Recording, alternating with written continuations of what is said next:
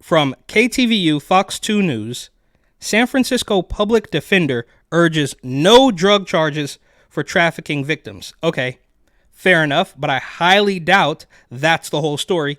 Even the title of the video within the article reads, San Francisco public defender says man acquitted of drug charges was trafficking victim. Okay, so he was acquitted. I'm not exactly sure what the big deal is here. And then if you go over to Instagram, it says, San Francisco District Attorney Brooke Jenkins says claims her office works with ICE are false. So that's how far they've come.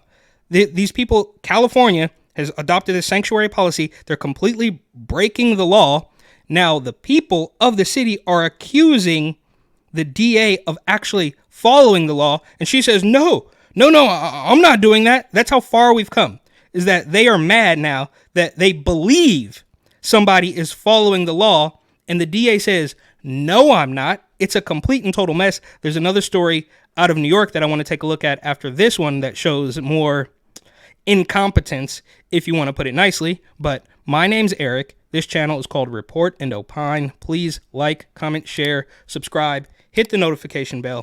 I'm absolutely begging you. I'm begging you, please. Come on, please. It would help me a lot and cost you nothing. But if you wanted to help me even more and spend just a little bit of money, you would buy my book, New York City 2020 Gotham Unglued, on Amazon.com. That link will be in the description. San Francisco's public defender says a man acquitted of drug charges in the Tenderloin was himself a victim of human trafficking. And today, at the Hall of Justice, a public defender... And you know what that means? He was a victim. Of course, he's a criminal illegal, but that doesn't really matter as far as San Francisco is concerned. But they are trying to turn everybody, all the criminals, I should say, into a victim, and the real tax-paying citizens into criminals. Defender called for the district attorney to stop charging immigrants who she says are coerced to sell drugs. KTVU's Janica. Yeah, they're victims. They're just immigrants, and somebody forced them to sell drugs. This is absolutely wild. Yama was there, joins us live tonight from the newsroom with reaction from both sides here. Jana? Mike, a deputy public defender played a recording of this man's statement. She said that he was 17 years old when he tried to escape poverty in Honduras, and a trafficker brought him to the United States with the promise of work. He got to the United States. He was forced to sell drugs. He was arrested various times. Oh, so he came to the United States and then was forced to sell drugs. So he probably should have just stayed where he was. Defense attorneys said the man feared police and feared for his life, but agreed to testify in court. He was facing drug charges, including 3 counts of possession of meth, fentanyl, and cocaine base for sale. Under a 2022 amendment to California law, victims of human trafficking can be acquitted of crimes if they... And they're going to use that left and right. It's going to be nonstop. Every time somebody does something wrong, they're either going to blame it on the cops or say they were a victim of human trafficking, which I'm sure is happening. But they are going to use this to make sure that nobody is a criminal, except, of course, the law-abiding citizens. And they will become criminals when they start to try to report being victimized by actual criminals. It is a mess. They were coerced with threat of harm. At the rally, defense attorneys said they won an acquittal in this case, and the district attorney should be helping some of these clients instead of charging them. A jury of 12 San Franciscans said that they believe that he is a victim of human trafficking under sworn testimony before a judge, and they still have not reached out with any services from victim services. There are many other cases like this in the pipeline, and we have, through careful work with our clients, encourage them to have the courage to actually tell their stories. There's a lot of people around the state and around the country who have not, but it's really important that the truth come out in courtrooms and that jurors have the... No, it's not. It's obviously not important that the truth come out. It's important that they get their way no matter what happens. Opportunity to really listen and make their determination about whether someone is a victim of human trafficking.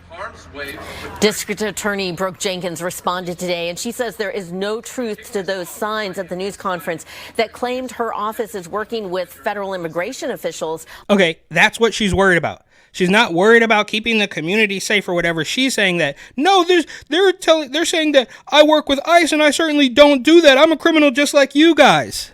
On deportations, or that she is ignoring trafficking victims.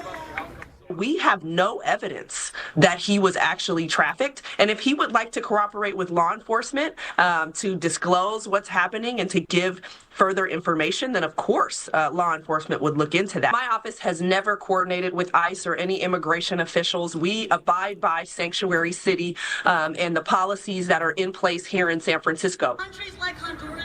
At the rally today, the Public Defender's Office called for the DA to help their client obtain what is called a T visa or U visa, which allows trafficking and crime victims to stay in the United States. I reached back out to the district attorney, but it is not likely that she is going to agree to that.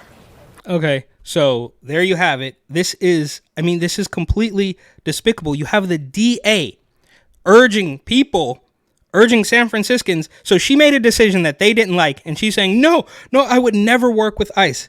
It's absolutely crazy, and you obviously cannot be surprised when everything goes left, as they say. And it's just like, bro, you guys have done every single thing you possibly could to turn regular people into criminals and turn the newcomers into the most prized possession ever. And they, of course, they can do no wrong, because all they have to say now is, oh, well, he's actually a victim of human trafficking, even though you could blame that on the Biden-Harris administration.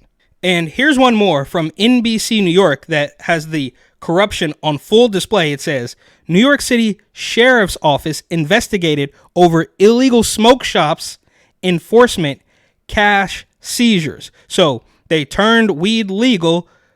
Stores, smoke shops started popping up on, several per block, but it wasn't really legal. It was only legal for a handful of people, so that obviously the government could get their hands on some badly needed money, because everything else they do is just flush money down the toilet. Well, not really.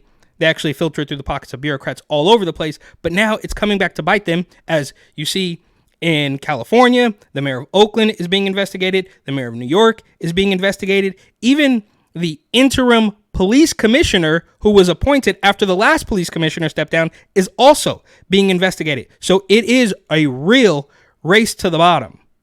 Now, sources familiar say the city's Department of Investigation is investigating how cash seized from illegal smoke shops was handled by the city's sheriff, Anthony Miranda, and whether businesses were pressed to make donations to the National Latino Officers Association, where Miranda is an officer. Asked whether he has confidence in his sheriff today, Mayor Adams. What is this not having confidence in Anthony? I mean, Anthony Miranda. I mean, will you guys go from not having confidence? This guy's closed down 1,100 smoke shops. When they, from my understanding of the procedure, when they voucher money, it's video. Okay, so nobody knows. He's obviously giving this weirdo mealy-mouthed answer. He doesn't know what he's talking about. But this is clear, right? You legalized weed, and then you kind of de-legalized it again because people weren't paying up. And how, for one split second, can you expect for anybody, from the police commissioner to the mayor to the bum on the sidewalk, how is anybody going to be expected to follow those laws when nobody understands people do understand what the laws are, but they're also watching you guys completely break them. So in San Francisco, they're mad because they think the DA is actually following the national law. And of course, she says, I'm not doing that. And then in New York, the sheriff's department is being accused of stealing money from closed weed businesses